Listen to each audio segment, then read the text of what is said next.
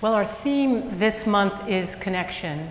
So I just want to take a moment and have us all connect. And I want to just get in my body and relax and invite you all to connect in whatever way that works for you.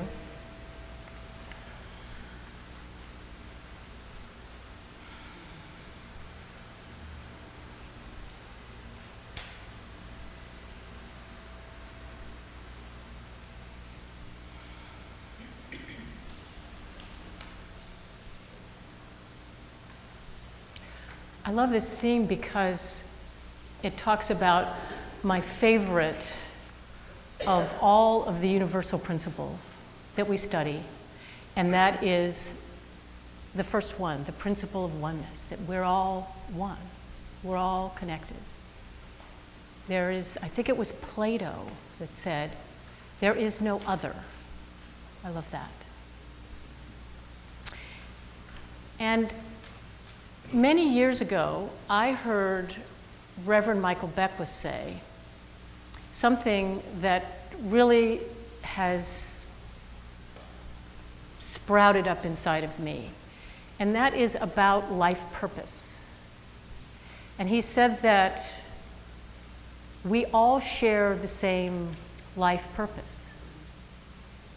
We all have the same life purpose, and that is that we are here to express love.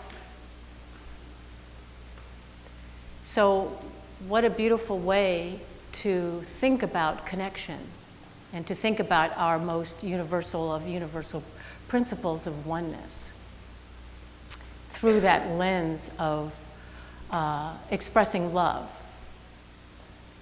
Another way that I like to think about expressing love is making life more wonderful for ourselves and for other people as well. So, one way that we connect that is another really universal experience that we all share is needs. We all have the same needs. Everybody in this room has the same needs as somebody that might be on the other side of the world, maybe planning to do harm to somebody in this moment. We all have the need for beauty and for integrity and for respect and balance and peace and love and joy. And what makes us individuated is that we have different strategies for getting those needs met. So somebody who might be right now thinking that they might want to do harm to somebody else has the same needs as we do. Maybe it's a need for security or for community or for being accepted. So we are always trying to get our needs met. That's what we do. We're like little needs machines. Everything we do, every action, every thought, every idea, everything we do is to be in service of meeting a need.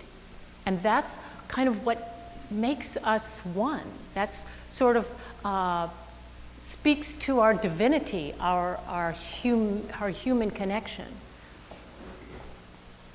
And when I talk about needs, I'm not talking about the need for status or celebrity or great wealth. These are needs that our culture has kind of placed on us as something that sounds like a good idea, but those are not really true needs. I'm talking about the ones that are universal, that we all share.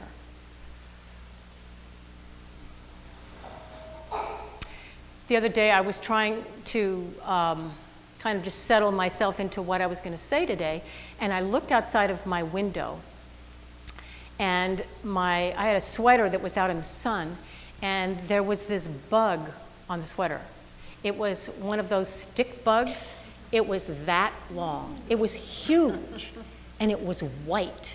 And I have never seen anything like it. And it was just kind of crawling along, minding its own business. And I thought, wow, that's so beautiful. I've got to go outside, and I've got to check this out. And so I walk outside, and I saw that it had these little eyes that were like marbles that, you know, it could probably see 360. And so the minute I started to walk outside, it just froze. And it went right into, I'm a stick. I am not food. You will not eat me. You know, these are not the droids you're looking for.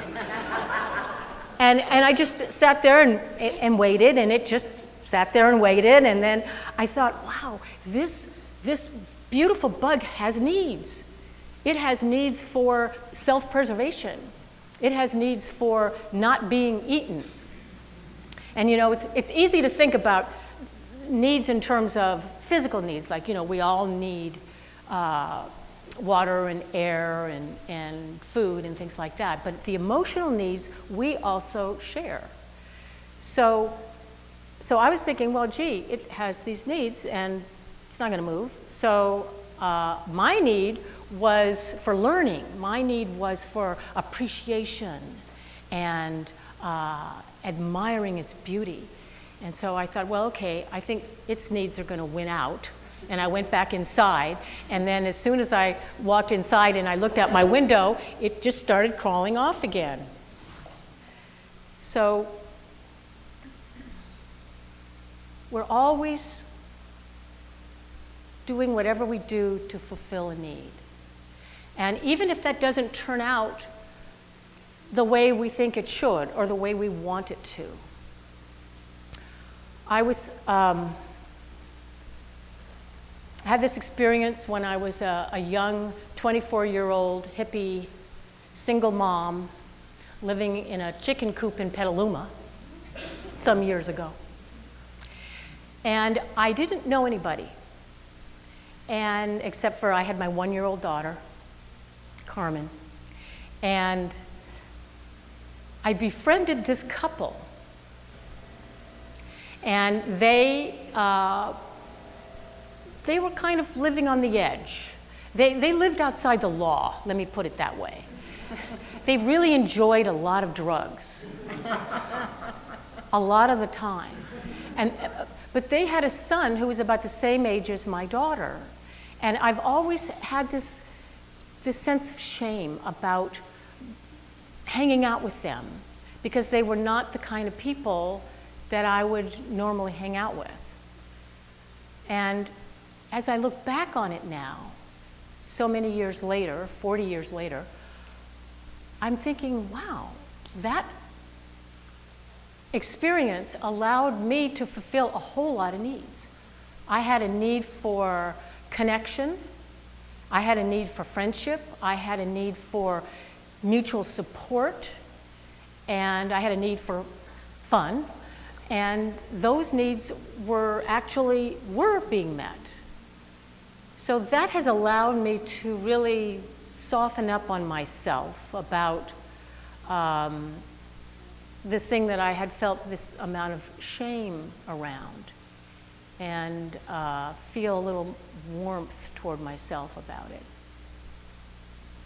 So if you're comfortable, close your eyes and recall a time when you did something that you regretted. Maybe you allowed something to happen that, as you look back on it, you wouldn't have done. Something an action you took that maybe you feel bad about. Could have been yesterday or years and years ago.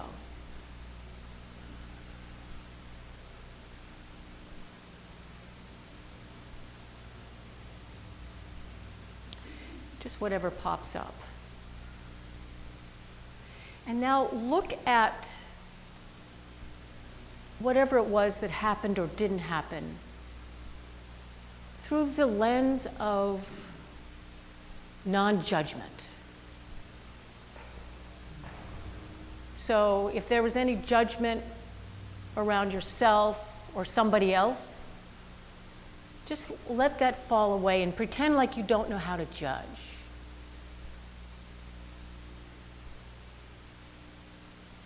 And just look at it from this kind of observation lens and see what need that you had that was being met. Perhaps a lot of needs weren't being met, but what need did you have that was being met? Maybe it was self-preservation or friendship or belonging or acceptance.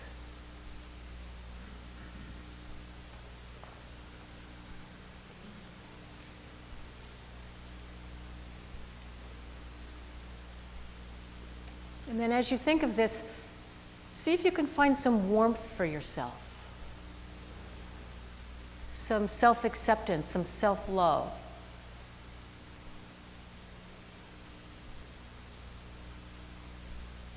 Because you really were trying to meet a need.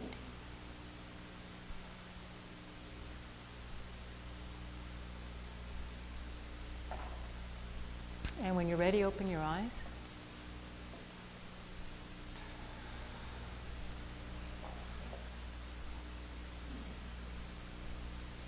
Anybody want to share what need might have been met? You don't have to tell the story. Yeah? My need was comfort. Comfort. Ah, nice. Big one. Thank you. Anyone else? Safety. Safety. Thank you. Just call it out. Belonging. Service. Connection. Helping others. Friendship. Friendship. Stability. Stability. Respect.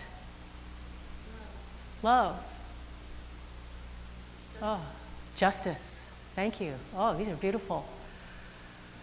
Even when we're giving, when we're tithing to our community, and we might think, well, gee, we're doing this because we want to help other people, it's really to fulfill our own need for contribution.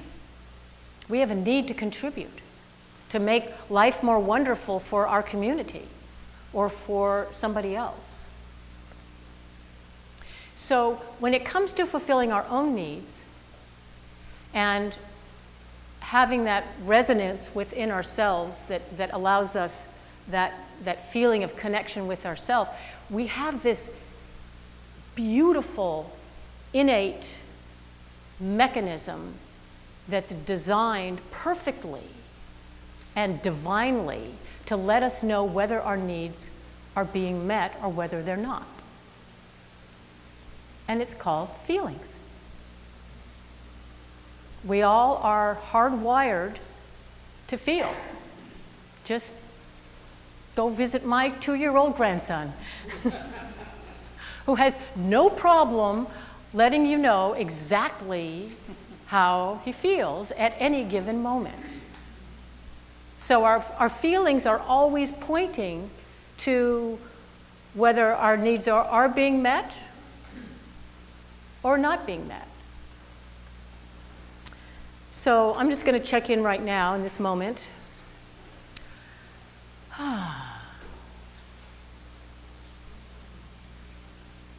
I'm feeling a sense of calmness and kind of excitement because my needs right now in this moment for connection are being met. I'm looking into the faces of many people that I love, and I'm feeling the connection. My need for community is being met. My need for, I hope my need for being heard is being met. I see that there's a lot of people that seem to be listening to what I'm saying. I have a need to be heard. We all do. I have this little tiny tightness, maybe right over here, that's like, I have a need for acceptance. You know, I really want to be accepted. I want that sense of belonging and acceptance, and I want to be received for my authentic self. That's really important to me. And sometimes I can just feel that as a little tightness over here. So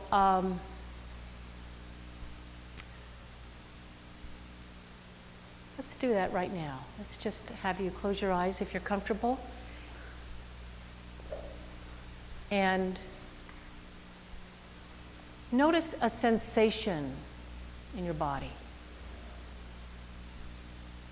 Sensation, any sensation. Can be physical, can be emotional.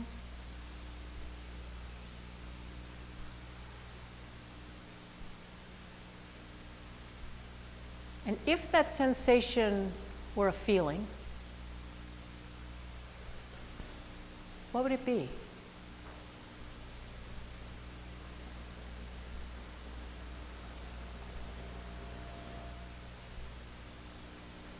Feeling of peace or a feeling of discomfort?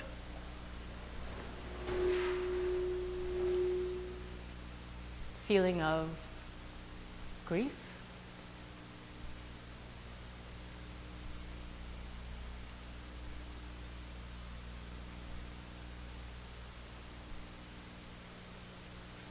And what need is either being met or not being met? What is that feeling pointing to?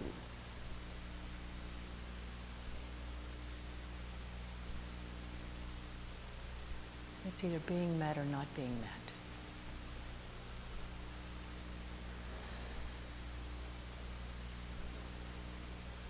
Okay, when you're ready, open your eyes. Any surprises? Anybody want to share anything? Only me.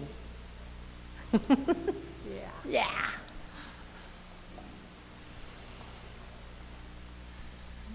So the tender part. I didn't mention this, but my talk title is The Tender Mechanics of Connection. And for me, the tenderest part is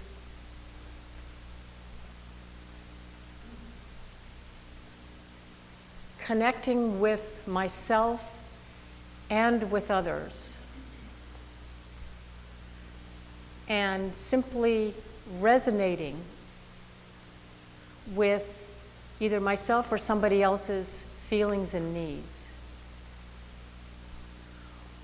without needing to fix or change or heal, without needing for somebody else to be any different than exactly how they are right now.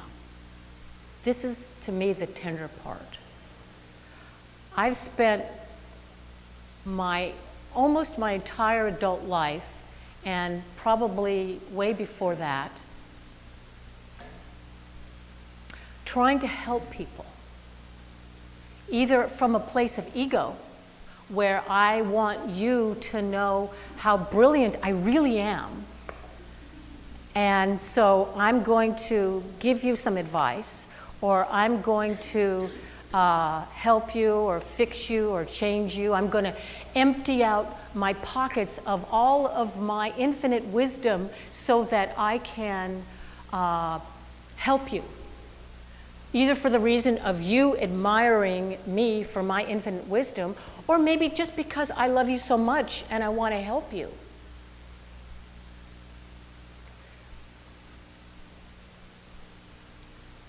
So if we can just stand with somebody, if we can just stand with somebody and be in their divinity exactly the way they are, then they don't, then they can feel safe. That somebody is just understanding them, resonating with them, being with them without needing for them to change or be any different.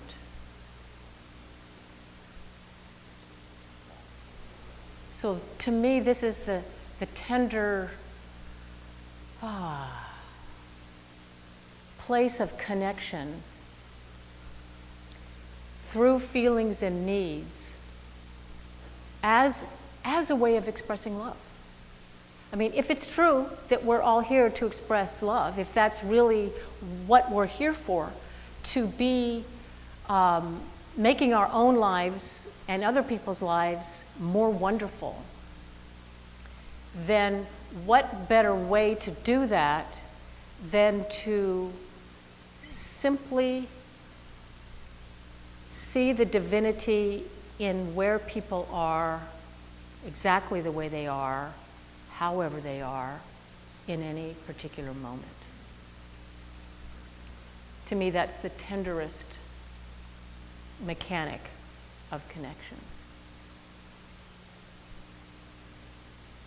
So I want to stop talking now, and I want to listen and hear what this might have sparked in you.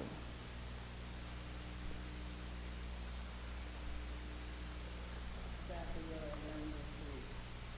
What you were saying about helping people, and I've had to learn through Janet's help, just look and be, and it's okay not to always be there, not to solve the problems, not to always give, and it just set me free. I just felt like this burden was lifted, and it was like, wow, it's okay to be myself, and it's okay to let everybody else be themselves, and it's just a revelation. You just stayed with exactly what I learned, and it was like, thank you. Yes. Thank you. Yes, so in case we didn't hear what Cindy Lou said, she just learned this in Janet's class, that it's okay to let people, not only okay, but it really works, to let people just be who they are, how they are, in whatever experience they're having, and how freeing that is for you. Yes. Yes, without changing them. I like that visual. Changing them. Yes. Yes. Yes, Scott. Skip. Unconditional love, that's what it's all about. Because, there's no condition of change that's necessary. You accept them just the way they are. Ah, that's beautiful. That's beautiful. Yes, and unconditional love is something that I certainly have learned and learned and learned as a spiritual student, and yet I have not ever understood the mechanic of how we get to the unconditional love. So thank you, Skip. Yes. Release the attachment. Yes, release the attachment. And that's it, isn't it? It's about releasing attachment that they have to change or that they should be any different than they are.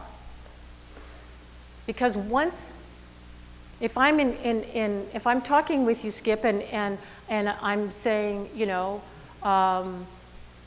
it'd be really great if you read this book or learned this. If you could only read this book, then you'd, maybe your beloved cat just died, and you're feeling grief. And if I say, gee, have you read this book? And do you know about this 5 stages of grief? And can I help you this? And can you do this? And this is what happened when my cat died. I'm like all into me and not into like, Skip, are you feeling, are you heartbroken? Are you feeling heartbroken? Are you feeling lonely? Are you feeling a sense of emptiness inside? Now I'm like really connecting. Now I'm like, woo. Now I'm you. Now I'm experiencing that there is no other. Yeah. Thank you. Yes. How do you deal with people who enjoy playing the victim?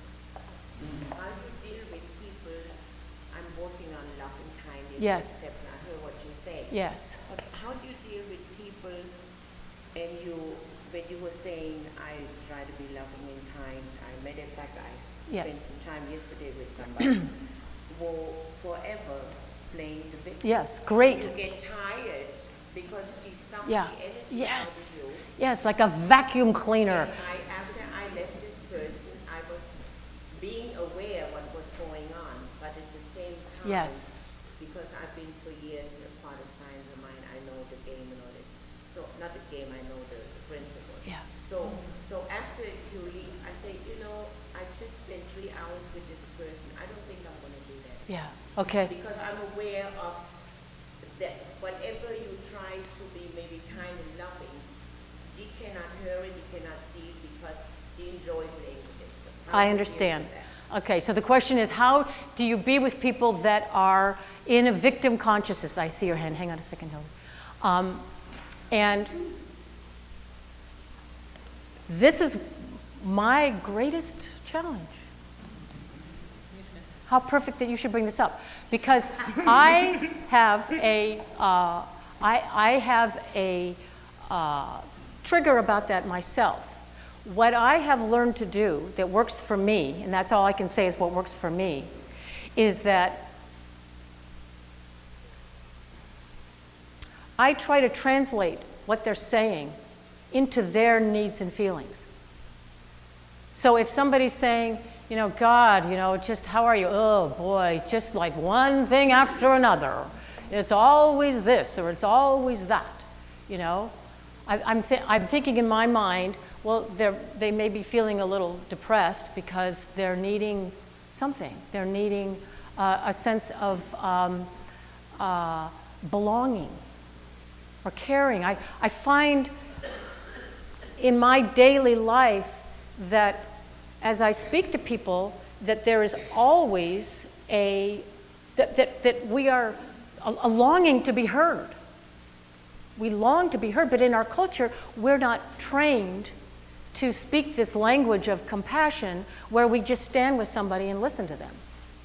So what I do is I translate. I take guesses, I guess, maybe they're feeling heartbroken. Maybe they're feeling whatever they're feeling because they need that. And I might ask them, or not, depending on what I feel like doing at the time. And yeah. So I need to stop soon, but Hillary, you've got your hand up. So I knew this woman whose name I'm not going to mention. Nobody knows, but she was clinically depressed, and she the world just was terrible. Okay, we need to kind of be quick. 'Cause And, that's the characters. and there was just nothing anybody could say to her. That was, the world was terrible, and that was it. And my thing was, Michael Beckwith said this. He said, oh, I got to go. And that really made an impression on me. Mm-hmm. Okay. So what you're saying, Hillary, I think, is that what you got to do is you just need to remove yourself from that situation and do something else. Yeah. No amount of listening or Yeah. anything else would help this person, and this person just would drain my energy. Yeah. So we have needs too. We have needs around other people. So I want to invite anybody who would like to come and learn this language of compassionate listening and speaking to the afternoon sacred conversation at 1:30 at the Learning Center. And we'll have tools and practice doing this. I want to end with a short story from the Talmud, which is one of the ancient Hebrew texts. And it's a story about a rabbi who is in front of a lot of his students, and he says, "When do you know the exact moment that dawn has arrived? When do you know the exact moment that dawn has arrived?" There's this silence, and one student raises their hand and says, when you can tell the difference between a dog and a sheep. And the rabbi says, no. When do you know the moment that dawn has arrived? Another silence. Somebody else raises their hand and says, when you know the difference between a fig tree and an olive tree. No, that's not it. And he says, you know the exact moment when dawn has arrived, when you look into the eyes of another human being and you see yourself. Thank you.